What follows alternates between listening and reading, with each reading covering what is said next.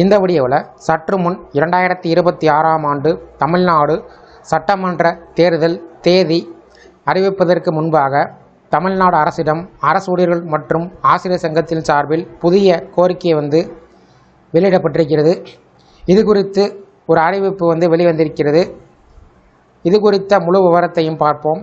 இந்த வீடியோவை தொடர்ந்து பார்க்குறதுக்கு முன்னாடி நம்ம சேனலை இதுவரைக்கும் சப்ஸ்கிரைப் பண்ணாதவங்க இந்த வீடியோக்கு கீழே இருக்க ரெட் கலர் சப்ஸ்கிரைப் பட்டன் அழுத்தி சப்ஸ்கிரைப் பண்ணிக்கோங்க. அப்படியே பக்கத்தில் இருக்கக்கூடிய நோட்டிஃபிகேஷன் பெல் சிம்பிளையும் ப்ரெஸ் பண்ணுங்கள். அப்போ தான் நம்ம சேனலில் இதுபோல் வீடியோக்கள் அப்டேட் பண்ணும்போது அதற்கான நோட்டிஃபிகேஷன் உங்களுக்கு உடனுக்குடன் கிடைக்கும். தமிழ்நாடு முதலமைச்சர் மு.க. ஸ்டாலின் அவர்கள் கடந்த ஜனவரி மாதம் 3ஆம் தேதியன்று அரசு ஊழியர்கள் நீண்ட காலமாக எதிர்பார்த்த உறுதியளிக்கப்பட்ட ஓய்வூதிய திட்டம் TAPS குறித்து அறிவிப்பை வெளியிட்டார். அதனைத் தொடர்ந்து கடந்த ஜனவரி மாதம் 9ஆம் தேதி TAPS திட்டத்திற்கான அரசாணை வெளியிடப்பட்டது. இந்த அறிவிப்பு அரசு ஊழியர்கள் மற்றும் ஆசிரியர்கள் மத்தியில் பெரும் வரவேற்பை பெற்றது.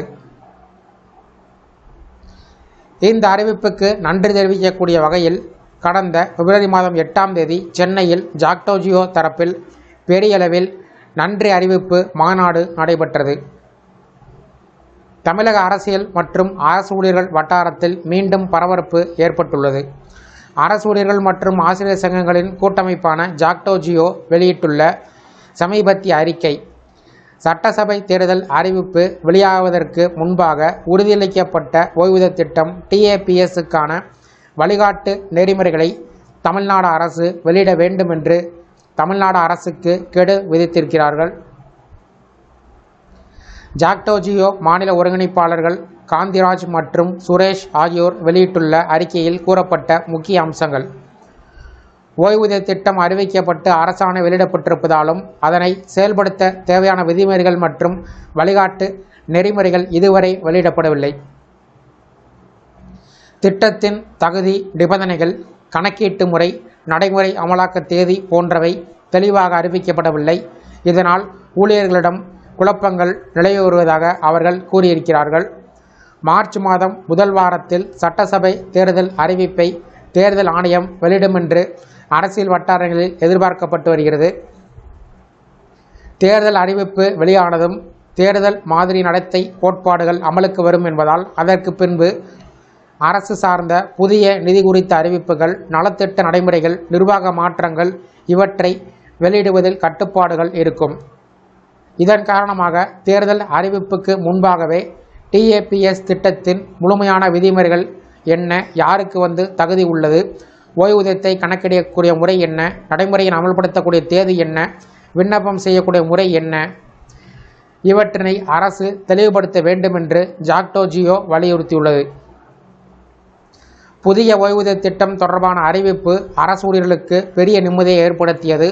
பல ஆண்டுகளாக பழைய ஓய்வூதிய திட்டத்தை மீண்டும் அமல்படுத்த வேண்டும் என்ற கோரிக்கை முன்வைக்கப்பட்டு வந்தது குறிப்பிடத்தக்கது.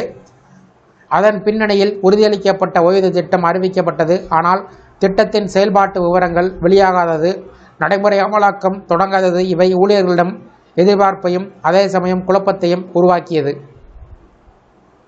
சட்டசபை தேர்தல் நெருங்கி வரக்கூடிய நிலையில் அரசு ஊழியர்கள் மற்றும் ஆசிரியர்களுக்கு பெரும் வாக்கு வங்கியாக கருதப்படுகிறார்கள்.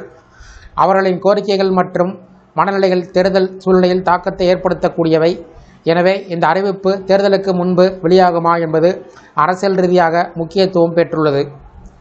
ஜாக்டோஜியோவின் இந்த அறிக்கை ஒரு எச்சரிக்கை செய்தியாக பார்க்கப்பட்டு வருகிறது. அறிவிப்பு மட்டுமில்லாமல் செயல்படுத்தும் நடைமுறையும் அவசியம் என்பது சங்கத்தின் முக்கிய நிலைப்பாடு. அரசு தேர்தலுக்கு முன்பு வழிகாட்டு நெறிமுறைகளை வெளியிடுமா, ஊழியர்களின் எதிர்பார்ப்பு பூர்த்தியாகுமா அல்லது தேர்தலுக்கு பின்பு வரை இது சாத்தியமாகுமா? தமிழக அரசியல் மற்றும் நிர்வாக வட்டாரத்தில் இந்த விவகாரம் தற்போது முக்கிய கவனத்தை பெற்றுள்ளது. இந்த வீடியோ குறித்த உங்களோட கருத்துக்களை கமெண்ட் செக்ஷனில் கமெண்ட் பண்ணுங்கள். இந்த வீடியோ பிடிச்சிருந்தால் வீடியோக்கு ஒரு லைக் பண்ணுங்கள். இந்த வீடியோவை அனைவருக்கும் ஷேர் பண்ணுங்கள். மற்றும் ஒரு பயனுள்ள வீடியோவில் சந்திப்போம். நன்றி.